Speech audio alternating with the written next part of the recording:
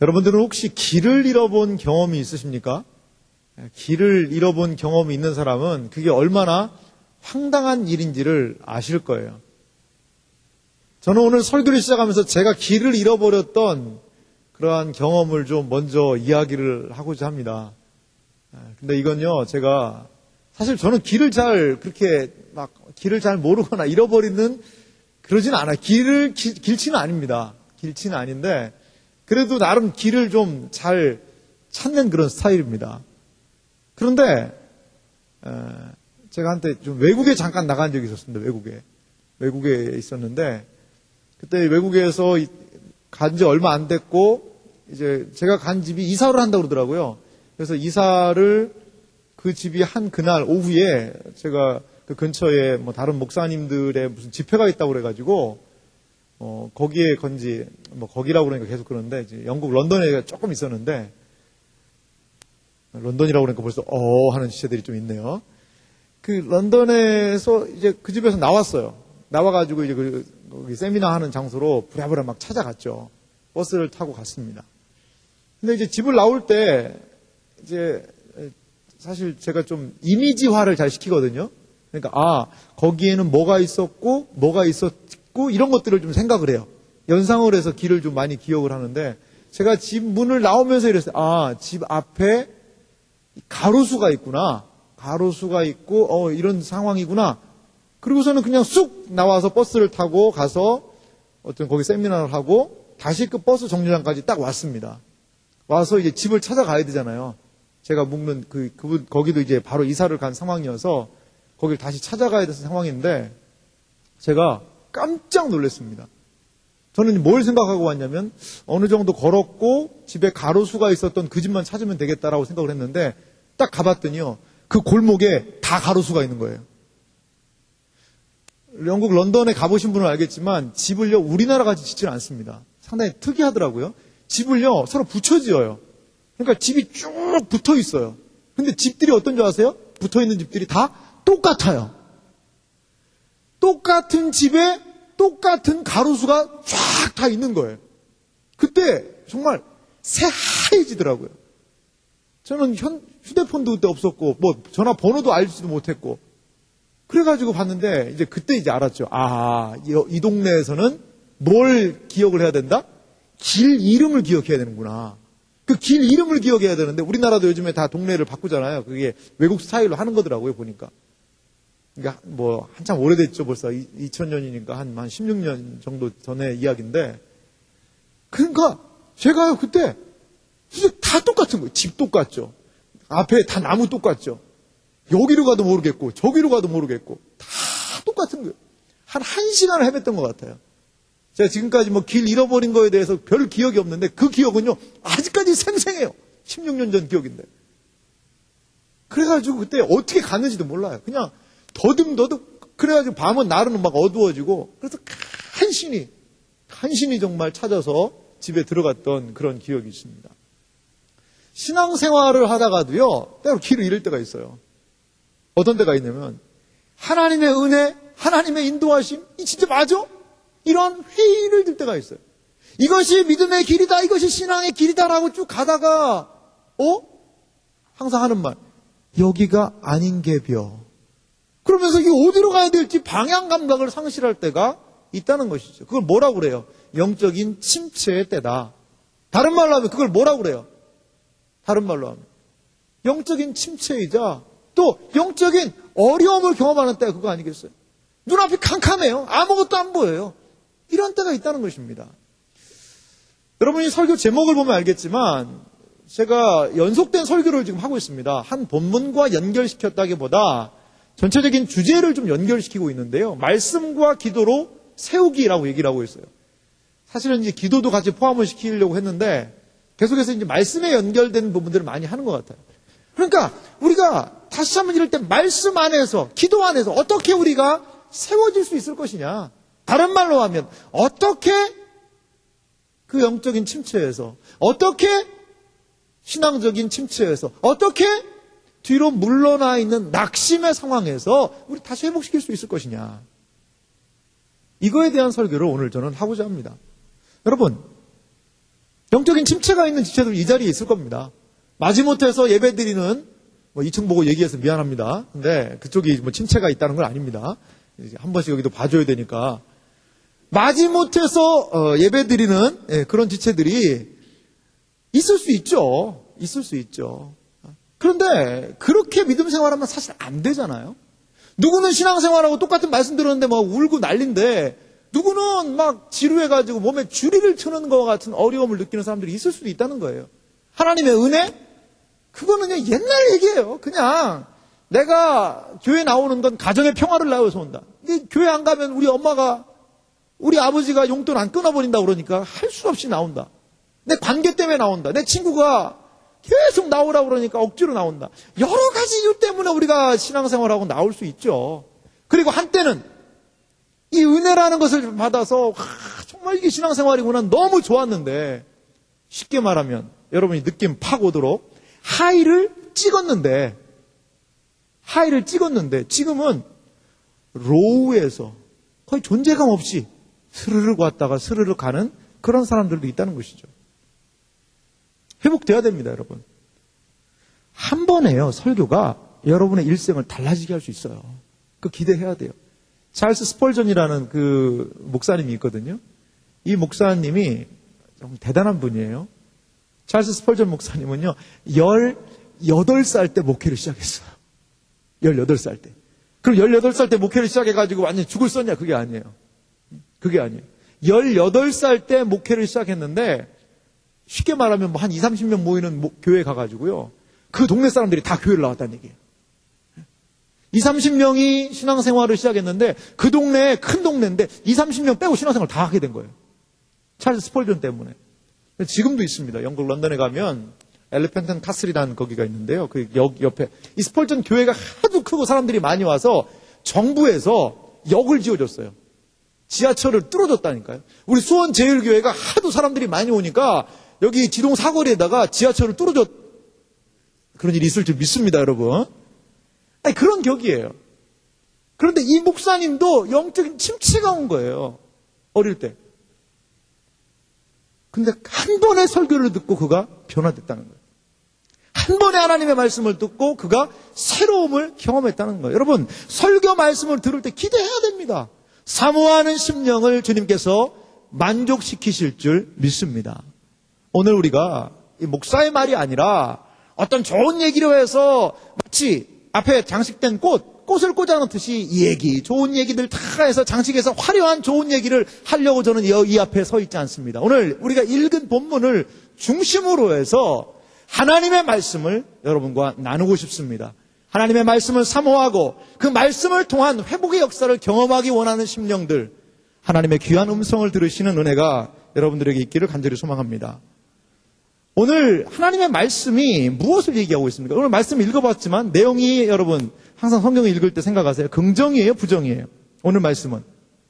여러분 다시 한번 읽은 말씀 펼쳐져 있는 여러분들 성경을 좀 보시기 바라요. 오늘 읽은 내용이 상당히 좋아요? 안 좋아요? 좋죠. 상당히 긍정이에요. 왜 긍정이라고 얘기할 수 있어요? 여러분 뭘 좋아합니까? 복 좋아하잖아요. 18절 하반절에 복이 있도다. 얼마나 좋습니까? 할렐루야. 하나님이 복 준다고 얘기를 해요. 그리고 19절에는 응답한다는 그런 이야기를 해요. 얘기를 하나님이 주신다, 스승 주신다, 이런 이야기를 해요. 오늘 본문의 말씀은 우선 긍정적이구나, 이것을 알 수 있습니다. 그런데 이스라엘 백성의 상황은 이렇지 않았다는 거예요. 그래서 다른 멀리까지는 안 가겠어요. 우리 30장에 있는 내용들을 중심으로 이스라엘의 상황과 상태가 어땠는지를 좀 살펴보도록 하겠습니다. 이스라엘의 상황은요, 하나님의 놀라운 은혜가 오늘 본문을 통하여 선포되긴 하였지만 이것과는 사뭇 다른 모습이 있었다는 것입니다. 이스라엘 백성은요, 하나님에 대한 불신이 있었던 것 같아요. 자, 이사야 30장 1절과 2절 말씀을 자막도 준비했는데요. 한 목소리로 같이 읽어봅시다. 이스라엘 백성이 어떠한 태도를 취하고 있는지를 생각하면서 읽어보시기 바랍니다. 읽습니다. 여호와께서 이르시되 패역한 자식들은 화 있을진저 그들이 계교를 베푸나 나로 말미암지 아니하며 맹약을 맺으나 나의 영으로 말미암지 아니하고 죄에 죄를 더하도다. 그들이 바로의 세력 안에서 스스로 강하려 하며 애굽의 그늘에 피하려 하여 애굽으로 내려갔으되 나의 입에 묻지 아니하였도다. 하나님께서 하시는 말씀이에요. 뭘 얘기하고 계세요? 이스라엘 백성들이 어려움의 상황이 돼 있었어요. 이스라엘 백성이 어려움의 때가 온 거예요. 어려움의 때에 그러면 누구를 의지해야 됩니까? 하나님을 믿는 사람들이라면 하나님을 의지해야지. 하나님의 음성에 귀를 기울여야죠. 그런데 오늘 이들은 뭐라고 얘기를 해요? 30장 2절에도 그들이 바로의 세력 안에서 스스로 강하려 하며 라고 이야기하는 거예요.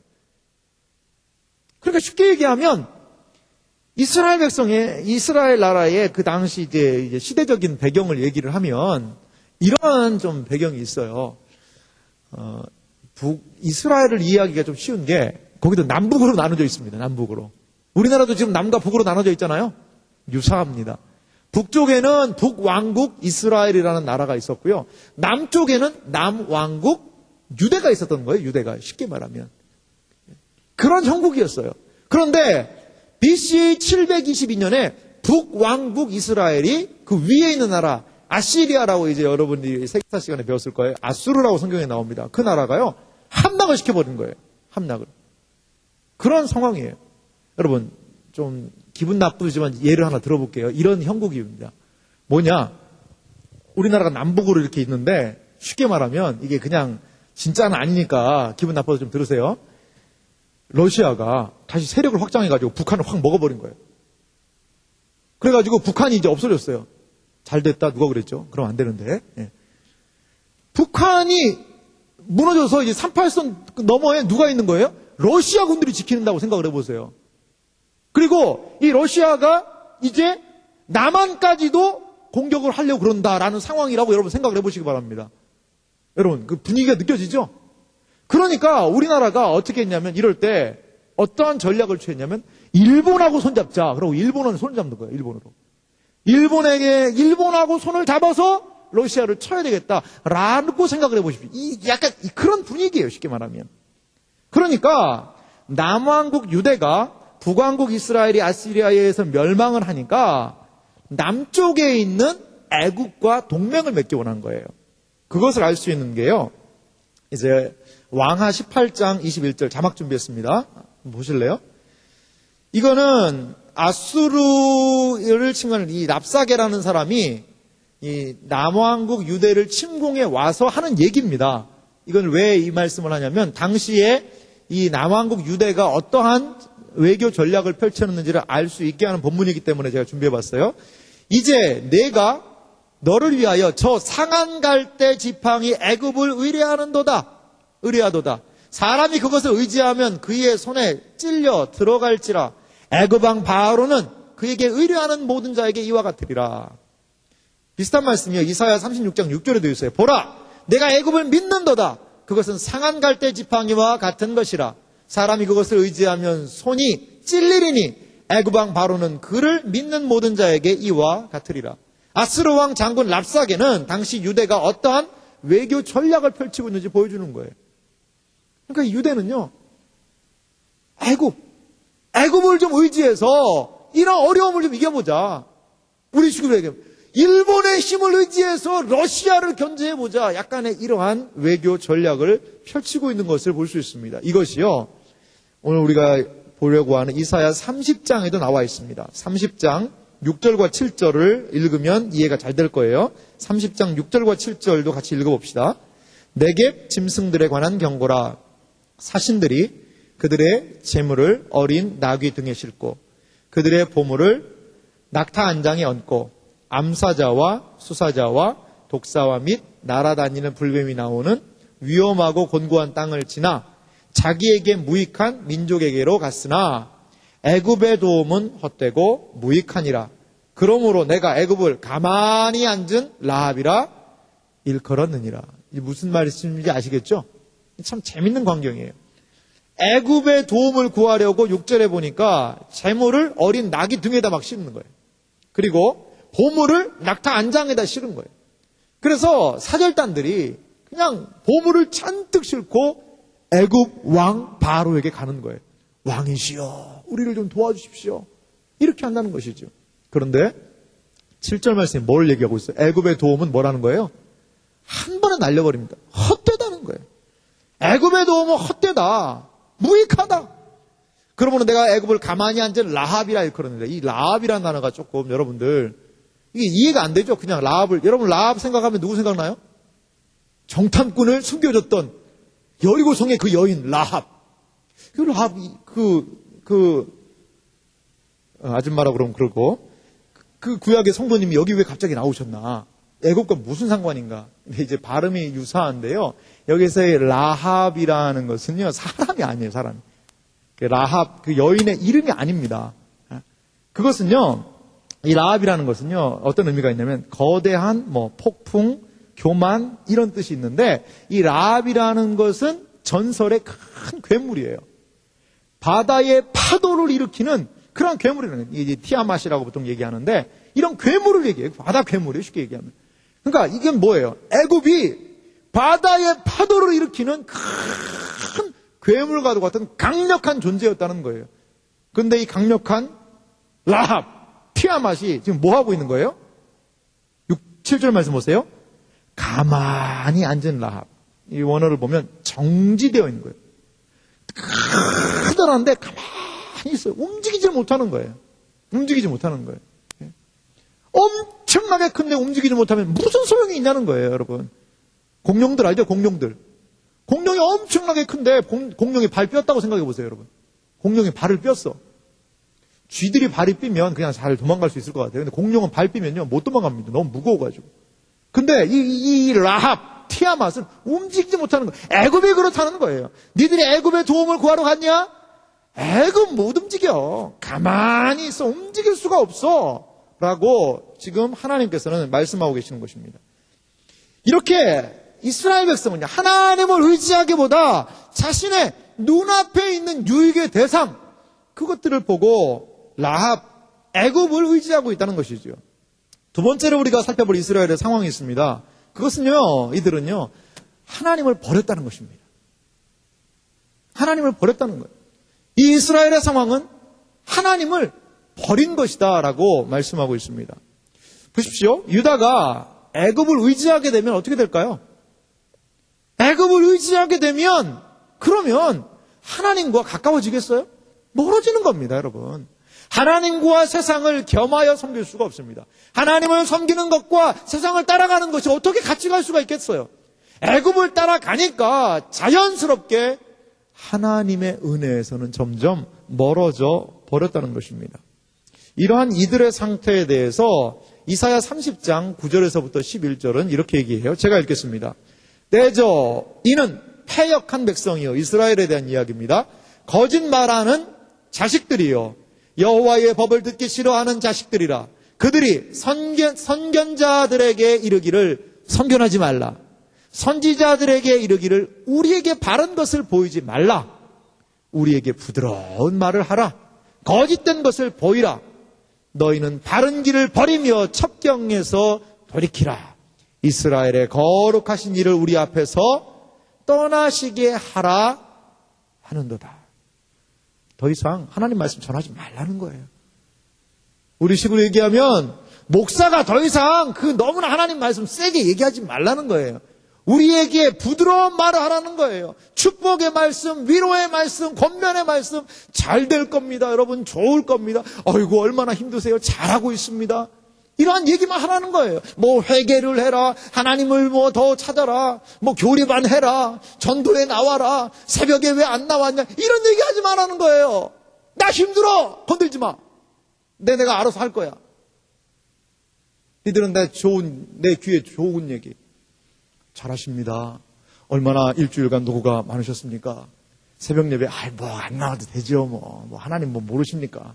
기도를 해요. 안 해도 되죠. 하나님 모르십니까? 하나님 다 아시는데. 그렇게 지금 하자는 거예요. 하나님, 세상을 사랑하면요, 하나님의 은혜에는 멀어질 수밖에 없는 거예요. 이건요, 어떻게 가까워질 수가 없어요. 세상을 너무 사랑하는데 하나님을 너무 사모한다. 세상을 너무 사랑해서 세상을 추구하는데 하루에 성경을 20장씩, 10장씩, 30장씩 읽어서 하나님의 은혜가 철철 넘친다. 이거 안 되는 겁니다. 있을 수가 없는 겁니다. 있을 수가 없는 거예요. 그럴 수 없는 거예요. 왜요? 하나님을 섬긴다는 것은요, 우리의 마음을, 심령을 기울여야 그게 가능한 거예요, 여러분. 여러분이 지금 봉사의 자리, 섬김의 자리, 은혜의 자리에서 혹시 멀어져 있습니까? 그러면 여러분들의 마음이 하나님의 은혜를 향하여, 하나님에 대한 섬김을 향하여 기울어지지 않았다는 거예요, 지금. 비어 있다는 거예요. 빈 마음으로 섬긴다는 거예요. 그러면 뭘 원해요? 내 귀에 듣기 좋은 말, 그거 원하는 거예요, 그거. 이스라엘 백성이 지금 그렇게 하고 있지 않습니까?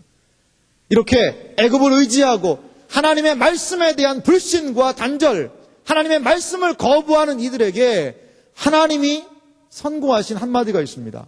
30장 17절 말씀입니다. 경고의 말씀인데요. 같이 읽어보도록 합니다. 이사야 30장 17절 말씀입니다. 한 사람이 꾸짖은즉 천 사람이 도망하겠고 다섯이 꾸짖은즉 너희가 다 도망하고 너희 남은 자는 겨우 산 꼭대기에 깃대 같겠고 산마루 위에 깃이 같으리라 하셨느니라. 한 사람이 꾸짖어요. 그러면 몇 사람이 도망간다는 거예요? 천 사람이 도망간다는 거예요. 니들 그렇게 살면 다 죽는다. 그렇게 하지 마라. 그러니까 1000명이 아이고 무서워하고 다 도망간 거예요. 이게 전쟁터라고 생각해 보십시오. 한 사람 군인이 1000명을 상대한다고 생각해 보십시오. 어떻게 여러분 이길 수가 있겠습니까? 어떻게 이길 수가 있어요?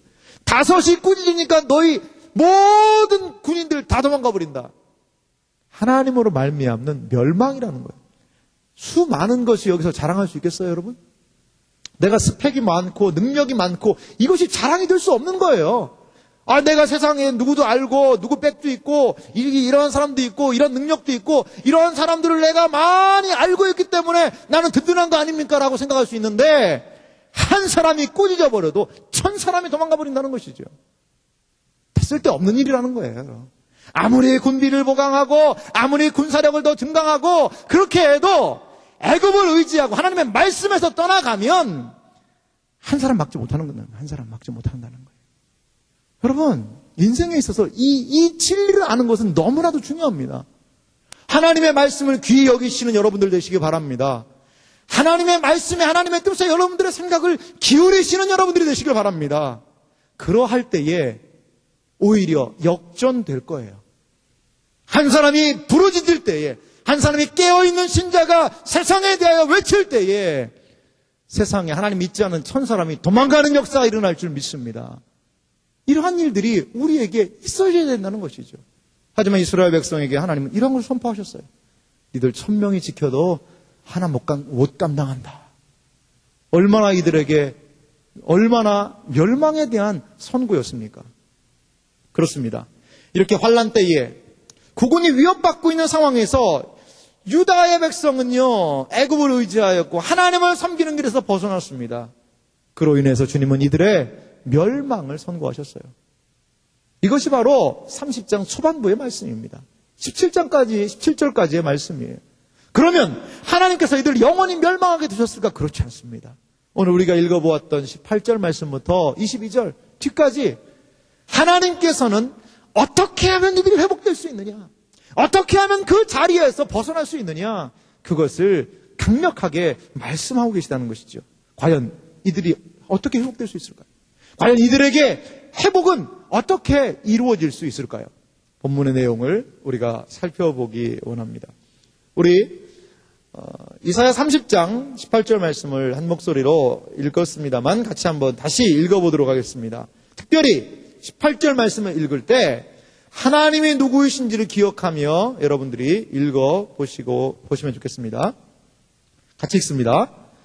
그러나 여호와께서 기다리시나니 이는 너희에게 은혜를 일어나시니 이는 너희를 긍휼히 여기려 하심이라. 대저 여호와는 정의의 하나님이심이라. 그를 기다리는 자마다 복이 있도다. 오늘 18절이 우리에게 이야기하고 있는 바가 무엇입니까, 여러분? 18절을 통하여서 여러분들 같이 읽었으니까요. 가장 두드러지게 드러난 것이 무엇이죠? 그것은 바로 하나님입니다. 하나님. 이스라엘 백성의 회복은요, 어디에서부터 시작되느냐? 하나님이 누구시냐? 하나님이 누구이신지를 기억하는 것에서부터 이들의 회복은 시작된다는 것입니다. 이스라엘 백성은요, 하나님이 누구이신지를 다시금 기억하여야 했습니다. 오늘 본문에서 말씀하고 있는 하나님은 어떤 분이십니까? 18절 말씀을 이렇게 얘기합니다. 그러나 여호와께서 뭐 하신다는 거예요? 기다리시나니 이는 너에게 은혜를 베풀려 하시며, 또 하나 여호와께서 일어나시리니, 하나님은 먼저 뭐 하시는 분이라는 거예요? 기다리시는 하나님이시라는, 기다리시는. 하나님이 기다리시는 이유가 무엇일까요? 하나님은 왜 기다리십니까? 마치 집을 나간 자녀를 기다리는 아비의 심정으로 이스라엘 백성이 다시금 여호와 하나님께로 그 마음을 돌이키기를 하나님 기다리고 계시는 거예요. 집 나간 탕자를 기다렸던 아버지를 기억하십니까? 아직 상거가 먼데, 아직 그 아들이 멀리 있는데 그 아들은 멀리서 보고 측은히 여겨 달려가 안아줬던 그 아버지, 기다리는 아버지라는 것이죠. 이스라엘 백성 돌이키라는 거예요. 아직 아버지가 기다리고 있다는 겁니다. 여러분, 신앙적인 어려움 가운데 여러분 놓여 있습니까? 하나님이 은혜를 베푸시는 것 잃어버리셨는지 그냥 간신히 살아간다. 하나님 여러분 기다리고 계십니다. 기다리고 계세요. 저는 초신자인데요. 기다리고 계세요. 저는 믿다가 지금 영적 침체 지금 5년째인데요. 기다리고 계신다는 거예요. 기다리고 계세요, 하나님이. 우리의 마음을 열고 그분께 마음을 쏟을 때에 기다리신 하나님의 은혜를 만나게 될 줄 믿습니다. 하나님 어떤 분이십니까? 일어나시리니. 하나님 일어나신다는 거예요. 무엇입니까? 바로 불쌍히 여기시기 위해서, 당신의 사랑하는 자녀를 긍휼히 여기시기 위해서, 은혜를 베푸시기 위해서 하나님이 일어나신다는 것입니다. 하나님 일어나시면 못하실 일이 무엇이 있겠어요? 못할 일이 뭐가 있겠어요? 하나님이 일어나시면, 하나님이 움직이기 시작하시면 이 세상에 안 될 일은 없는 줄 믿으시기 바랍니다. 이렇게 하나님에 대한 이해가 새로워져야 돼요. 영적인 침체가 진행될 때, 여러분이 시험을 들었을 때, 낙심이 너무나 클 때, 그때 일어나는 현상 중에 하나가 무엇이냐? 이 하나님에 대한 생각이요, 백지가 되는 거예요. 그걸 보고 우리는 길을 잃어버렸다고 그러는 겁니다. 믿음의 길을. 하나님의 선하심, 하나님의 인자하심, 하나님의 사랑이 많으심, 하나님의 긍휼이 많으심, 하나님의 능력이 많으심, 다 잃어버리는 거예요. 오직 내 눈에는 뭐밖에 안 보여요? 앗수르밖에 안 보이는 거예요. 저 앗수르를 어떻게 우리가 이길 수 있을까? 오직 나에게 보이는 것은 직장, 취업, 이거밖에 안 보이는 거예요. 오직 나에게 보이는 것은 결혼, 이거밖에 안 보이는 거예요. 나 결혼해야 되는데, 나 취업해야 되는데, 나 성공해야 되는데, 나 돈 벌어야 되는데, 이러한 모든 것들이 하나님이 누구이신지를 잃어버리게 하는 거예요. 그걸 보고 우리는 뭐라고 그래요? 눈 멀었다 그러잖아요. 눈 멀었다. 다른 말로 하면 길을 잃어버린 거예요. 신앙의 길을 잃어버린 것입니다. 어떻게 회복될 수 있습니까? 하나님이 누구이신지를 기억하라는 거예요. 우리 하나님 어떤 분이세요? 성경에 그 하나님에 대해서 너무나도 많이 증언하고 계시잖아요. 좋은 것으로 내 영혼 만족해 내 청춘을 독수리같이 새롭게 하시네. 아침마다 새롭고 늘 새로우니 주의 성실이 금이라 신실하신 주님. 이러한 성경의 기자들이 만났던 놀라운 하나님에 다시 눈 떠야 돼요. 그래야 회복이 시작된다는 것입니다. 그래야 회복할 수 있다는 것입니다. 다른 거 안 해도 좋아요, 여러분. 정직하게요. 성경을 좀 읽으세요, 여러분. 성경을 좀 읽으세요. 그래서 왜 성경을 읽어야 돼요? 그 안에서 하나님이 누구이신지를 좀 알으라고 읽으라는 거예요. 우리가 지금 구약 읽기 캠페인을 하고 있잖아요. 원래 캠페인이 언제 끝납니까? 구약 성경 읽는 게. 이 구약은 2번에 걸쳐서 지금 끊어서 읽고 있어요. 그래서 이제 에스더까지를 읽어야 되는데, 사실 3월 12일이 데드라인입니다. 끝나는 겁니다. 근데 제가 이 지체들을 확인해 봤더니 너무나도 많은 지체들이 수렁에 빠져 있는 거예요. 여전히 이제 여리고의 성 이제 무너뜨린 지체들이 있고, 여호수아. 지금 막 그냥 역대기로 가야 되는데, 막 여호수아에서 지금 막 헤매고 있어. 사사기 막 헤매가지고, 그가 또 성경 안 읽더라. 또 성경 안 읽더라. 또 읽는 데서 넘어졌더라. 막 그냥 넘어지고 막 난리예요. 지금 성경 읽는 모습이. 민수기 지금 지나는 지체들은 다 포기했어요. 아예 그냥. 이스라엘 백성들하고 해서 광야에 다 죽어버린 거예요. 성경 읽다가. 그래서 이것이 여러분들에게 복음이 될지 모르겠지만, 은혜의 일주일을 선포했습니다. 성경 읽는 그 데드라인을 3월 20일까지 일주일을 더 연장을 하자. 포기하지 마세요, 여러분. 포기하지 마세요. 조금 더 읽어보라 이거죠. 조금 더 힘을 내세요. 조금 더. 한번 읽어봐야죠. 그 다음에 좀 쉬었다가 또 이제 구약, 남은 기간에 읽을 수 있도록 또 표현 드릴 거예요. 그리고 또 많이 쉬었다가 이제 가을에 신약 한번 읽을 수 있도록. 그래서 강제라도 읽히자 이거예요. 왜 읽어야 돼요? 이 하나님이 누구이신지를 좀 성경을 통해 알자는 거죠. 한번 죽도록 읽어보세요. 제가 그것까지는 좀 용인한다고 그랬죠. 그 음성으로 하는 거 있잖아요. 읽어주는 거. 태초에 하나님이 천지를 창조하시니라. 이러면서 듣는 거. 그것까지 인정합니다. 근데 뭐는 안 된다? 2배속, 3배속은 안 된다. 태초에 하나님이 천지를 창조하시니라. 이러면은 그거는 좀 안 되더라고요. 그거는 너무 좀 율법주의적이고, 그러지는 말고. 그럼 읽자 이거예요. 예. 휴일 있잖아요, 이번에. 휴일도 있고. 예. 이제 이렇게 하나님이 누구인지에 대해서 눈뜬 사람에게 하나님께서는 이제 회복의 역사를 보이십니다. 이 회복의 역사는 전인을 새롭게 함으로 나타나고 있는 것을 볼 수가 있어요. 하나님이 이렇게 하나님의 성품을 탁 의지한 심령에게 이제 펼쳐 보이시는 역사, 그것은 삼중적으로 나타나고 있는 것을 볼 수가 있습니다. 19절 말씀이 첫 번째로 얘기를 해요. 18절 하반절을 제가 읽어보면요. 대저 여호와는 정의의 하나님이심이라 그를 기다리는 자마다 뭐가 있다? 복이 있도다. 그러면서 이러한 하나님을 기다리는 자에게 허락하시는 회복의 역사가 무엇인지를 19절부터 얘기하고 있습니다. 우리 19절 말씀 같이 읽어보도록 하겠습니다. 같이 읽습니다. 시작. 시온에 거주하며 예루살렘에 거주하는 백성아, 너는 다시 통곡하지 아니할 것이라. 그가 내 부르짖는 소리로 말미암아 내게 은혜를 베푸시되 그가 들으실 때에 내게 응답하시리라. 그가 들으실 때에 하나님이 응답하시겠다는 거예요. 첫 번째, 어떤 하나님이 이들에게 회복을 허락하시냐면 정서적인 측면에서의 회복을 허락하시는 것 같아요. 정서적인 측면.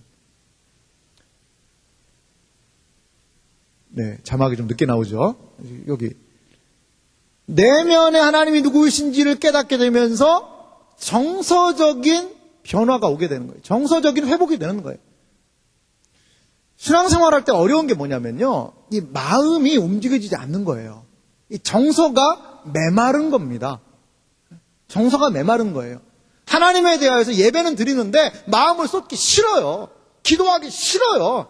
하나님을 믿고 따라가기 싫어요. 마음에서부터 확 싫은 마음이 생기는 거죠. 그런데 오늘 하나님께서 무엇을 얘기하세요? 19절에 너희는 통곡하지 아니할 것이라 그가 내게 부르짖는 소리로 말미암아 내게 은혜를 베푸신다. 이제 그런데 그 마음을 기울여서 하나님께 뭐 할 수 있게 된 거예요? 기도할 수 있게 된 거예요. 이들의 정서를 하나님 회복시키신 거예요. 하나님을 아는 성품, 하나님이 누구이신지를 깨닫게 되면 그 하나님께 간구하고 싶다는 것입니다. 우리의 심령을 하나님이 어루만지시는 거예요. 이 정서적인 회복의 역사가 오게 되는 거예요. 여러분, 이것은 상당히 중요합니다. 언젠가 제가 분명히 하고 싶은 건 여러분들과 함께 이 마음에 대한 설교를 하고 싶어요.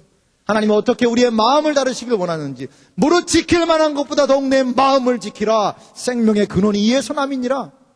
하나님의 마음의 정서를 회복시키시는 거예요. 그리고 하나님을 향하여서 이제 기도하지 않고 머물러 있던 지체들이 기도하게 됩니다. 그러자 하나님은 뭐 하세요? 응답하신다는 거예요. 이것이 바로 하나님이 회복시키실 때 일어나는 역사라는 것입니다. 기도하면 하나님이 들으신다는 거예요. 이것보다도 더욱더 놀라운 은혜가 어디에 있겠습니까? 여러분, 하나님을 잠잠히 의뢰하시기 바랍니다. 하나님을 잠잠히 신뢰하시기 바랍니다. 이 세상이 너무나도 많은 생각들로 우리를 겁줄 수 있어요. 너 그렇게 하다 망하는 거 아니냐? 너 그렇게 하다 잘못되는 거 아니냐? 너 그렇게 하다가 정말 이들 끝장나는 거 아니냐? 두려운 마음이 들죠. 두려운 정서적으로 불안하죠. 하지만 하나님께 기도할 때에 우리의 정서가 하나님의 성품으로 가득 차게 되고 그분이 주시는 평안함을 경험하게 될 줄 믿습니다. 그리고 그렇게 기도할 때에 분명히 하나님은 간구하는 심령들에게 기도 응답의 은혜를 허락하실 줄 믿습니다. 두 번째 변화에 대한 부분이 있는데요. 그것은 무엇입니까? 지적인 부분에서의 변화가 분명히 나타나게 됩니다. 이사야 우리가 읽었던 본문 30장 20절과 21절이 있는데요. 그 부분을 다시 한번 읽어볼까요? 같이 읽겠습니다. 주께서 너희에게 환난의 떡과 고생의 물을 주시나 내 스승은 다시 숨기지 아니하시리니 내 눈이 내 스승을 볼 것이며 너희가 오른쪽으로 치우치든지 왼쪽으로 치우치든지 내 뒤에서 말소리가 내 귀에 들려 이르기를 이것이 바른 길이니 너희는 이리로 가라 할 것이며. 여기에서 얘기하는 바가 뭡니까? 하나님이 이들에게 은혜를 주셔서 회복을 시키시는 하나의 모습을 얘기를 해요. 그런데 누구를 보여준다는 거예요? 스승에 대한 이야기가 나와요. 스승을 숨기지 않겠다라고 얘기합니다. 여러분, 스승은 누굽니까? 선생님이죠, 선생님. 스승의 역할은 뭐예요? 가르치는 거라는 거죠. 하나님의 말씀으로 가르치겠다는 거예요. 하나님의 말씀이 회복될 때에 하나님의 말씀에 대한 이해, 하나님의 말씀에 대한 깨달음, 하나님의 말씀이 그 심령 가운데 새롭게 되는 것이 경험된다는 것입니다. 그런데 20절 보세요. 하나님의 은혜를 주셔서 새롭게 되는 사람들에게 이런 말씀이 있네요. 주께서 너희에게 뭐가요? 환난의 떡과 고생의 물을 뭐라고 얘기하고 있어요? 주시나 라고 얘기해요. 주시나. 아니, 하나님이 회복시키시고 하나님이 은혜를 주신다면 우리가 생각하기에는 환난의 떡과 고생의 물을 거기다 하나 넣고 싶은 단어가 있죠. 뭘 넣고 싶어요, 여러분? 안 주시나. 할렐루야. 이게 은혜 아닙니까? 하나님이 은혜 주신다며요. 아니 18절에 하나님이 복 주신다며요. 기다리는 자에게. 그러면 환난의 떡과 고생의 물은 안 주시나 라고 하면 얼마나 좋겠어요. 근데 눈을 씻고 봐도 아니란 단어가 빠져 있어요. 그래서 제가 원어를 찾아봤어요. 원어에는 있나? 아니란 단어가. 원어에는 이렇게 나와 있어요.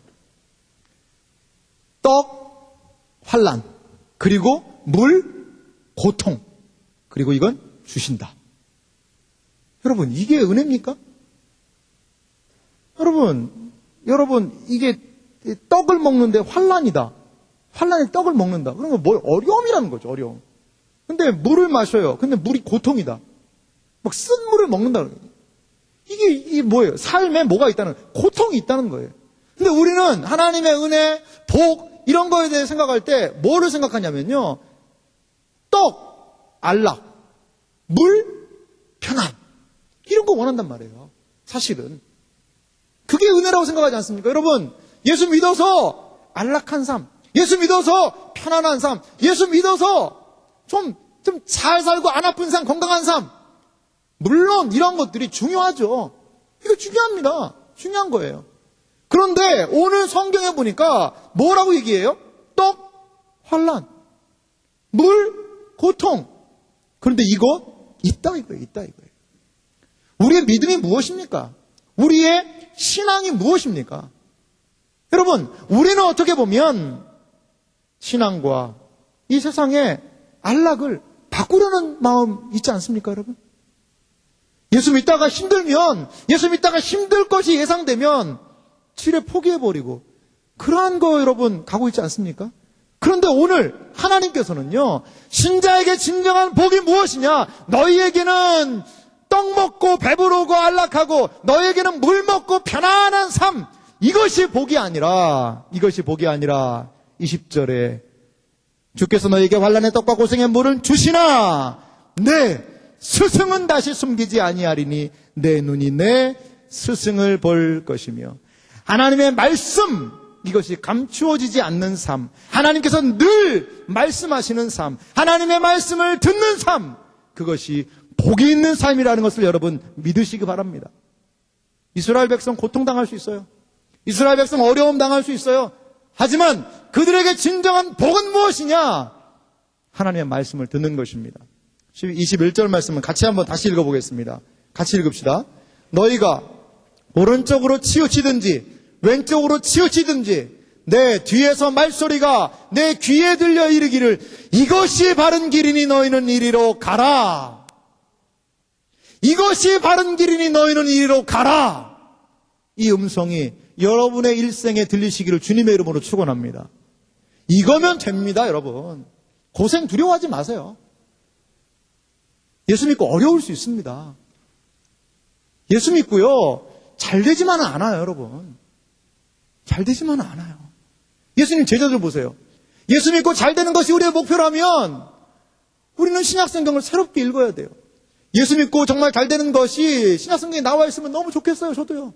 베드로, 그렇게 예수님 열심히 믿고 부인했지만 다시 예수님 믿을 때 베드로가 하나님의 열심히 말씀을 복음을 증거하고 교회를 설립하고 나중에는 베드로가 로마의 황제 다음 로마의 총리가 됐더라. 할렐루야.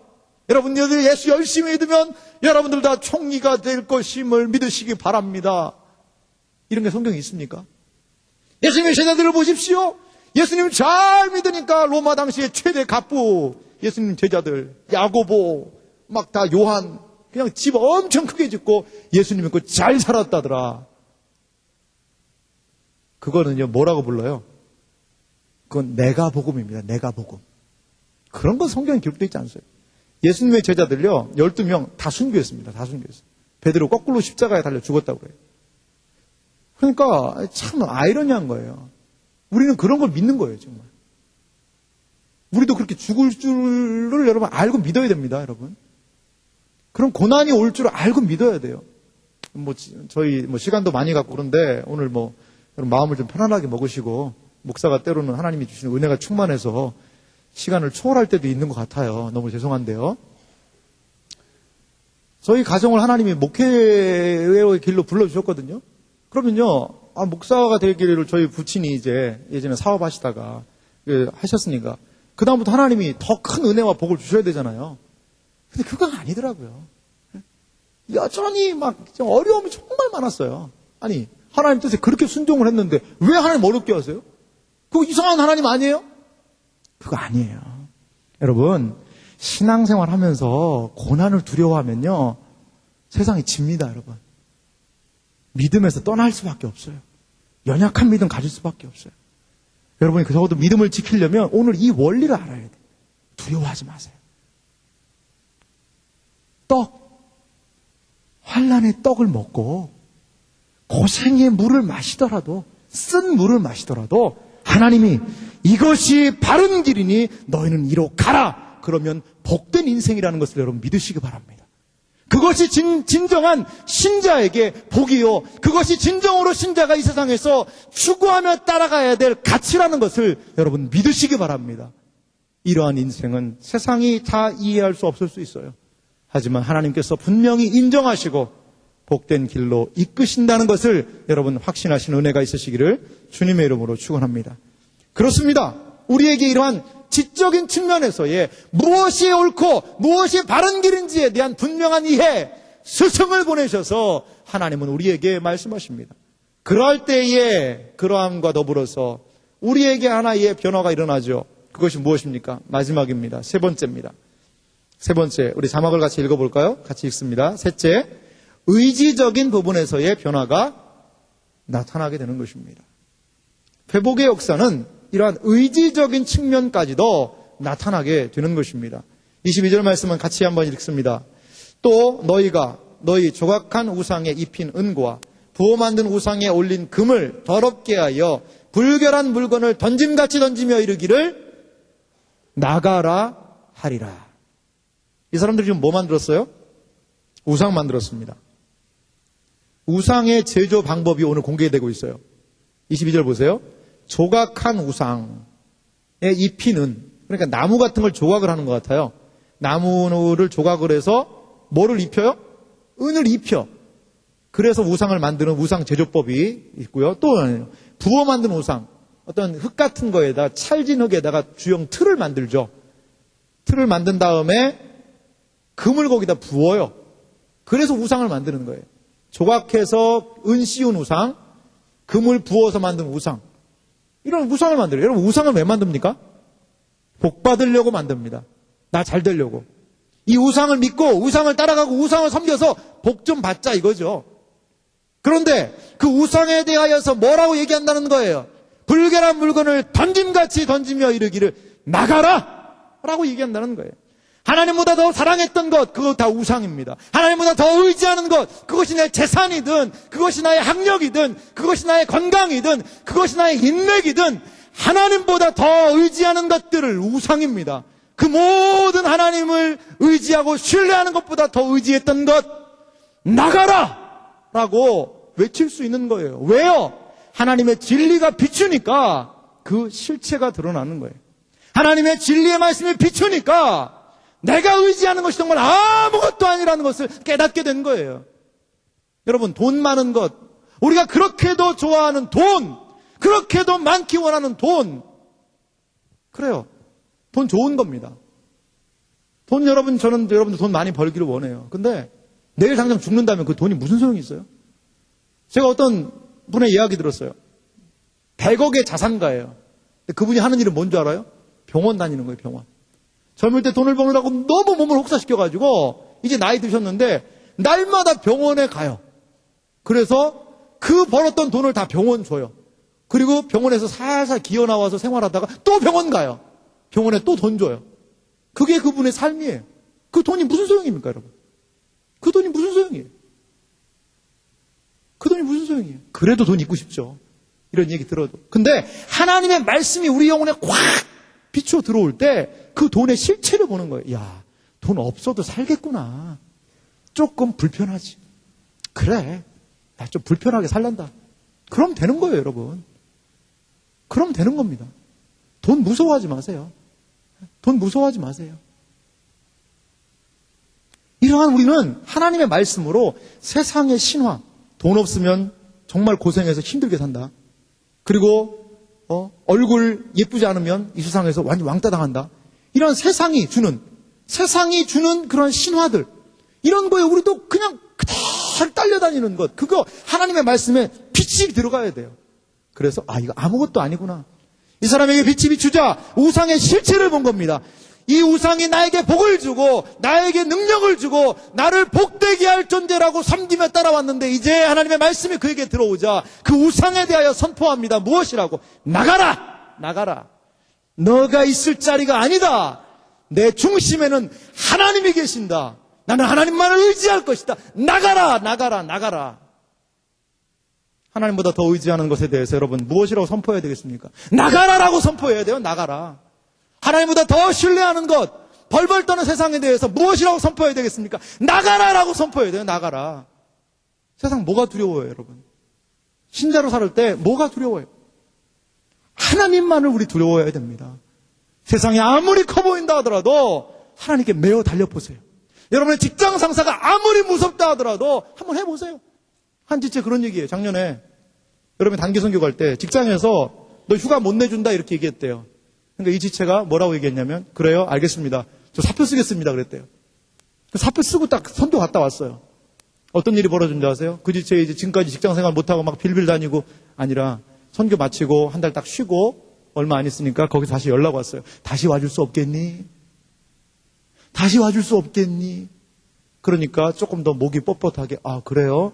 제가 바쁜데 아직 하는 일은 없지만 바쁜데 그리고 당당하게 들어가서 저 일을 잘 열심히 지금도 잘 감당하고 있어요. 일이 너무 바빠서 탈이에요. 질질 끌려다니지 마세요. 세상에. 하나님 자녀잖아요. 우리. 하나님 백성이잖아요. 우리 아버지 살아계세요. 오늘도 말씀하시잖아요. 그 하나님이 정말 살아계십니다. 여러분. 여러분의 가정의 문제, 여러분의 직장의 문제, 여러분의 결혼의 문제, 학업의 문제, 취업의 문제, 많은 문제들이 우리를 뒤엎어요, 덮어요. 나가라, 나가라, 나가라. 하나님 나는 의지한다. 하나님 말을 신뢰한다. 그러할 때 나는 산다. 그것이 바로 신자가 회복되는 길이자 신자가 살아나는 길이라는 것을 여러분 믿으시기 바랍니다. 사랑하는 이 자리에 모인 우리 지체 여러분, 하나님 살아계십니다. 하나님 죽지 않으셨습니다.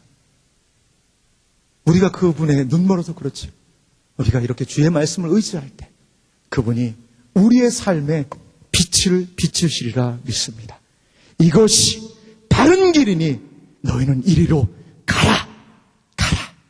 그러할 때에 이 주님의 높으신 부르심에 응답하여 믿음으로 반응하시는 복된 여러분들의 삶이 되시기를 주님의 이름으로 축원합니다.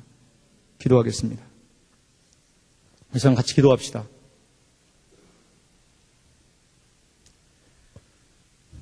여러분, 뭐가 두려우세요? 그래서 그거 섬기는 거 있죠, 여러분. 하나님 섬기지만 그래도 이건 내가 못 버려. 그 섬기는 거 있죠. 내려놔야 됩니다. 나가라. 너 아니다. 거기 너 있을 자리 아니다. 나가라. 나는 주를 신뢰해. 세상 흔들리고 사람들은 변한다 하더라도 나는 주님을 믿어. 하나님보다 더 의지하는 모든 것들 나가라. 나는 주를 믿겠다. 이것이 신자가 사는 비결입니다. 이것이 우리가 회복되어지는 마지노선인 것 같아요. 우리 이 시간 우리의 모습을 하나님 앞에 내려놓고 같이 기도합시다. 두려운 것들, 하나님 이것 이겨낼 수 있는 힘과 용기를 달라고 하나님을 의지하고 신뢰하며 기도하도록 하겠습니다. 같이 기도하겠습니다.